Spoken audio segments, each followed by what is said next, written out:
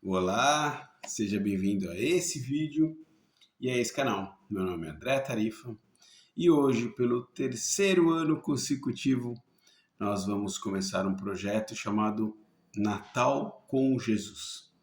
São textos, mensagens, poesias, reflexões que todo ano, pelo terceiro ano consecutivo, nessa época, eu procuro trazer para esse canal para poder compartilhar com as pessoas reflexões importantes sobre o real, o verdadeiro significado que nós cristãos adotamos para o Natal. Esse primeiro vídeo desse ano serão 6 vídeos. O primeiro vídeo desse ano é um pouco mais longo, é o maior de todos, para abrir assim com chave de ouro. Não pelo tamanho, mas pela beleza do texto. É lindíssimo, é um texto que eu já conheço há alguns anos, chamado O Natal do Apóstolo. É uma história do fim da encarnação de Pedro, contado para nós aqui encarnados por Irmão X e Francisco Cândido Xavier. Sem mais delongas, vamos ao texto. De vez em quando eu vou fazer uma pequena paradinha para um brevíssimo comentário, tá bom? Começa assim. Quando Simão Pedro foi arrancado aos grilhões do cárcere para o derradeiro sacrifício, sentiu o coração varado de angústia, conquanto mostrasse o passo firme. O velho apóstolo, que transpusera os 80 anos de idade, levantava a cabeça branca, destacando-se na turba à maneira de um pai atormentados por filhos inconscientes. Irmãos do Evangelho ladeavam-no tristes, escondendo o próprio desespero diante da serenidade com que ele, encanecido em duras experiências, acomodava ao martírio. Mulheres e crianças emaranhavam-se cortejo adentro para beijar-lhe as mãos. Transeuntes, ainda mesmo adversos ao cristianismo nascente, fitavam-no, respeitosos, qual se vissem um soberano humilhado e pobremente vestido, a caminho de inesperado triunfo. E até soldados de escolta, recordando vários companheiros que Simão transfigurara, ao curar-lhes os parentes enfermos, abeiravam-se dele com veneração e carinho. Aqui eu vou fazer uma pequena pausa no texto para mostrar, realçar a serenidade de Pedro no momento derradeiro da sua encarnação. Quando você está completamente em paz consigo mesmo, por ter feito o melhor que pôde, da maneira que lhe era possível, você caminha sereno rumo ao fim de uma encarnação.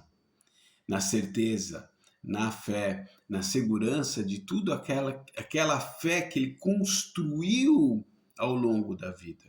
Vamos lembrar que Pedro era o mais impulsivo dos apóstolos, né? Mesmo ao fim da missão de Jesus na Terra, Pedro ainda era bem arredio, bem arisco, ao ponto de lá na noite fatídica ele ainda puxar de uma espada e ferir um soldado romano, mesmo estando caminhando com Jesus 3 anos consecutivos. Essa serenidade, essa advém de uma transformação que durou uma vida inteira. Ele era um jovem não, mas ele era um homem maduro quando Jesus desencarnou, e aqui mostra-se que ele já tinha mais de 80 anos de vida. Ele construiu essa fé, ele construiu essa segurança, ele desenvolveu essa serenidade que se fez muito forte, muito visível nesse momento derradeiro. Vamos seguir com o texto? Apenas um dos pretorianos, Sertório Aniceto, destacado elemento na expedição, não poupava o sarcasmo. Desejando quebrar a atmosfera de reverência e de êxtase que se fazia, desdobrava impropérios. Para diante, velho imprudente, judeu sujo, lixo humano, que envergonharia os postes da arena. E mais à frente ele repetia: não abuse da crendice do povo, ladrão imundo, chegou o seu fim. Pedro, entretanto, contemplava o céu escaldante da tarde e orava em silêncio. Sentia-se agora fatigado e incapaz. Compreendia que a Boa Nova exigia servidores robustos e rogava ao Cristo enviasse obreiros novos e valorosos para a vinha do mundo. Mas não era só isso. No imo do coração ardia-lhe a saudade do Mestre e ansiava retomar-lhe a companhia de sempre. Escalando a colina, via não longe o campo de Marte assinalado pelo monumento de Augusto, as cintilações do Tibre espreguiçando ao sol, o casario imenso, as termas e os jardins. No entanto, regressava pela imaginação à Galiléia distante, buscando Jesus em pensamento. Mais uma pausinha aqui, rápida, porque eu quero destacar uma frase que passou por aqui, que caminhando para esse derradeiro fim, ele rogava ao Cristo enviasse obreiros novos e valorosos para a vinha do mundo. Olha a consciência de um homem como esse. Ele sabia que a missão dele, o trabalho dele aqui estava se findando. No entanto, ele pede para que o Cristo e os obreiros do lado de lá enviassem novos obreiros para o lado de cá, para seguir o trabalho de espalhar a Boa Nova, de espalhar as verdades da vida, as verdades que Jesus Cristo trouxe para cada um de nós.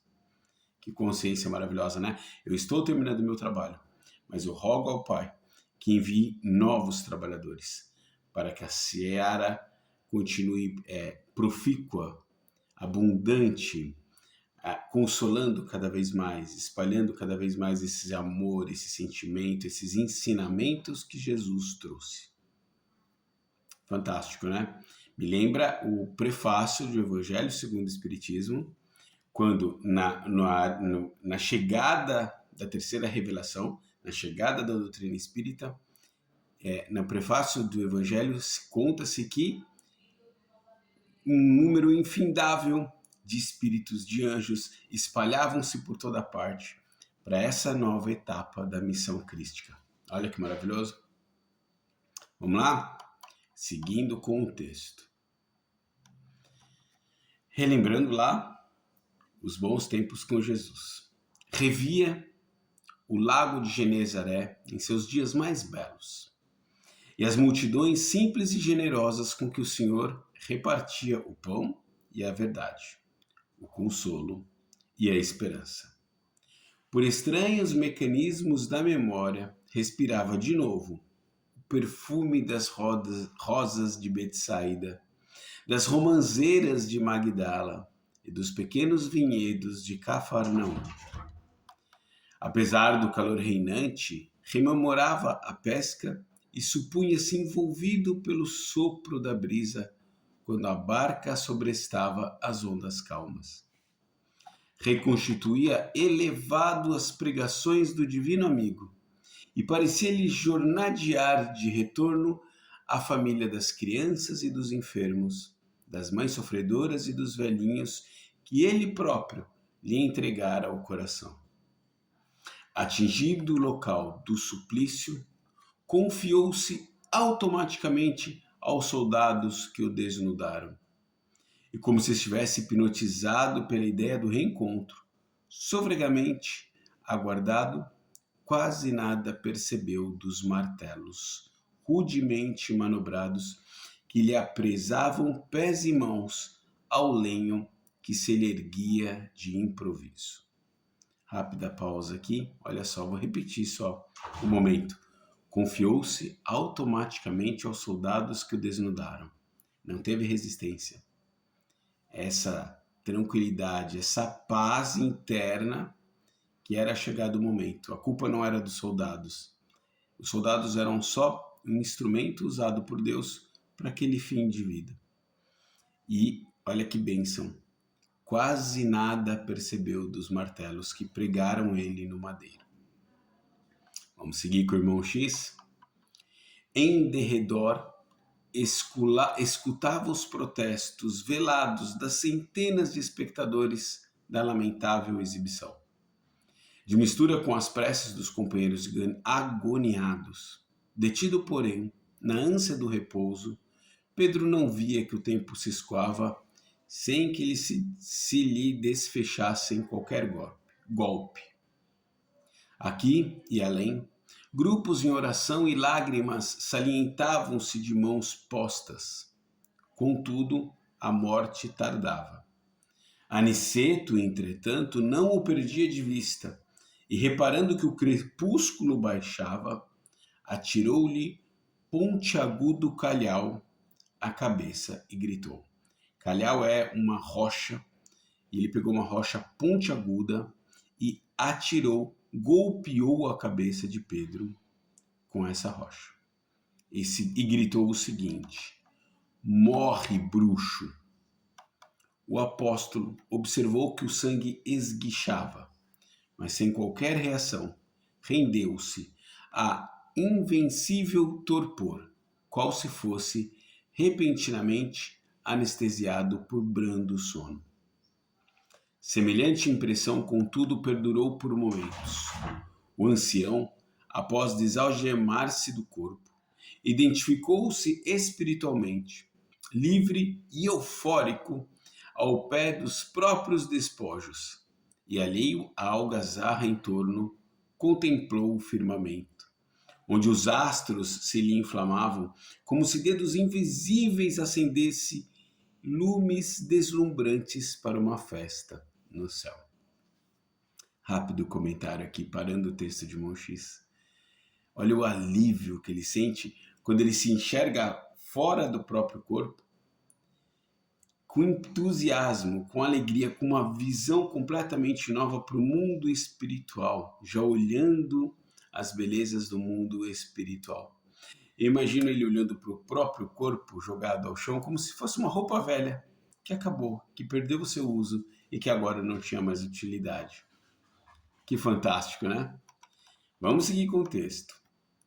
Espantado, observou que um homem descia do alto, como que materializado pela fulguração de estrelas, e decorridos alguns instantes de assombro, viu Jesus, a 2 passos, a endereçar-lhe inolvidável sorriso. Mestre! Exclamou, inclinando-se para beijar o chão que ele pisava. O Messias redivivo tomou-o nos braços e partiu, aconchegando ao coração qual se transportava frágil criança.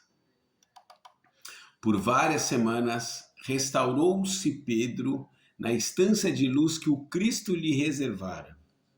Junto dele, visitou paragens de inexprimível beleza. Recolheu lições preciosas, presenciou espetáculos soberbos da grandeza cósmica e abraçou afeições inesquecíveis. Quando mais integrado se reconhecia no plano superior, eis que o celeste companheiro, Jesus, lhe anunciava nova separação, que o discípulo descansasse o quanto quisesse, elevando-se a excelsas regiões. Ele, porém, Jesus, devia ausentar-se. Ao que Pedro diz: Senhor, aonde vais? E Jesus, indicando-lhe escuro recanto de vastidão, em que se adivinhava a residência planetária dos homens, informou sereno: Pedro, enquanto houver um gemido na terra, não me será lícito repousar. Então, Senhor, eu também vou, disse Pedro. E como outrora demandaram juntos, atravessaram Roma, parando por fim em espaçoso cemitério da Via Ápia, mergulhado na sombra noturna. Pausinha curta. Olha, bom, não era novidade nenhuma para nós já que Jesus nunca para de trabalhar. Ele avisou o encarnado e nós, que somos espíritas, sabemos que desencarnado ele também continua trabalhando. Mas olha a disposição de um trabalhador do Cristo. Pedro, que estava no direito de se repousar, de descansar, de se refazer, que estava passeando e admirando as belezas cósmicas dessa grande vastidão da obra de Deus, imediatamente fala para Jesus: então eu também vou. Se o senhor vai lá trabalhar, eu quero ir junto. E, sem titubear, caminha com Jesus de volta ao trabalho. Fantástico, né? Vamos voltar para o texto, estamos caminhando para o fim. A multidão cantava, glorificando o Senhor.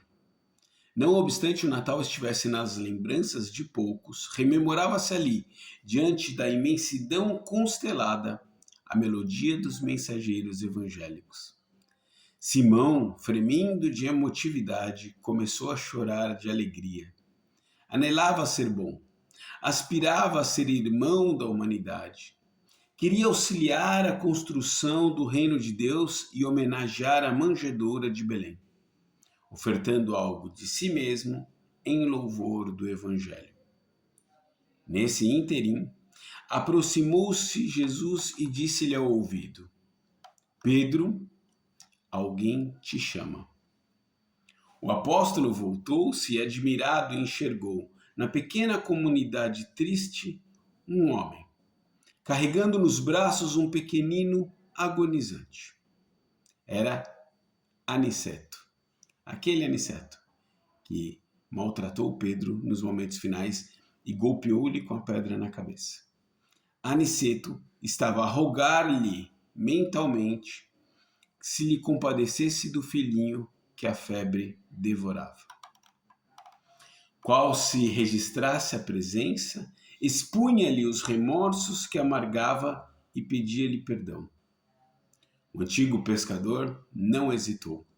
Depois de oscular-lhe a fronte, beijar-lhe a fronte suarenta, afagou a criança atribulada, impondo-lhe as mãos, e ali mesmo, magneticamente, tocado por forças renovadoras e intangíveis, o menino despertou, lúcido e refeito, enlaçando-se ao pai, afeição de ave assustada que tornara a segurança do ninho.